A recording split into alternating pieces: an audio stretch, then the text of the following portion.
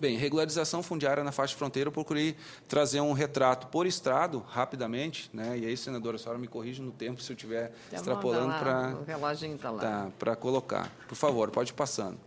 Então, a regularização fundiária está baseada em 3 ações que o INCRA hoje desenvolve, tanto o INCRA quanto o Programa Terra Legal.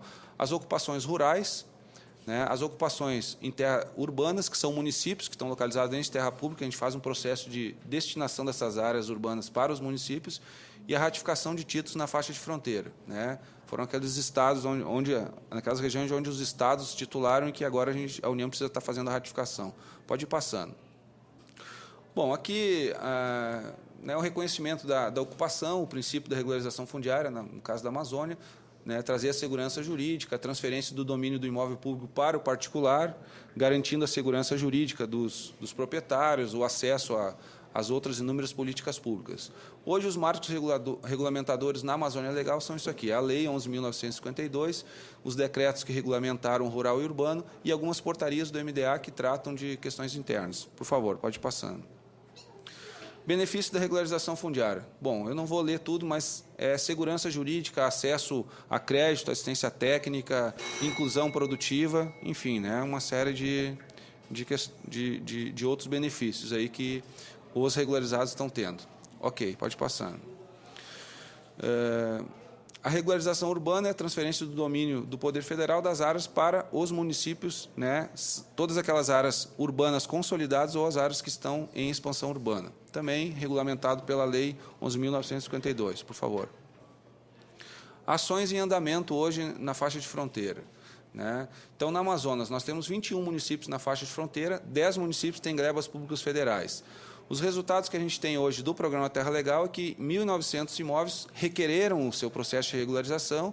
Nós temos hoje em fase de regularização desses 1.900, né, temos um contrato de georreferenciamento que está em execução. Hoje nós temos concluído na nossa base 316 imóveis já prontos, né, já com a parte de georreferenciamento concluída, mas muito trabalho em campo, né, migrando para a nossa base. Desses 316, tem em torno de 150 processos que já está na fase final de regularização. Isso dentro dos 10 municípios e dentro das glébulas Curuquetê e Iquiri, que foi por onde o Programa Terra Legal iniciou o trabalho. Por favor. Estado de Mato Grosso. Dos 27 municípios, nós temos 17 com terras públicas federais.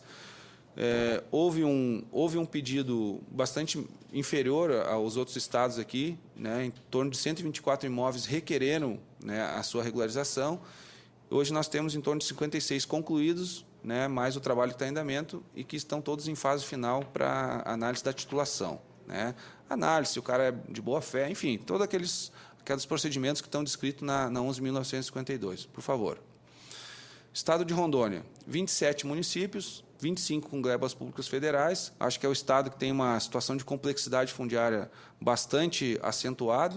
Em torno de 15 mil imóveis, né, 15.600 imóveis requereram seu processo de regularização.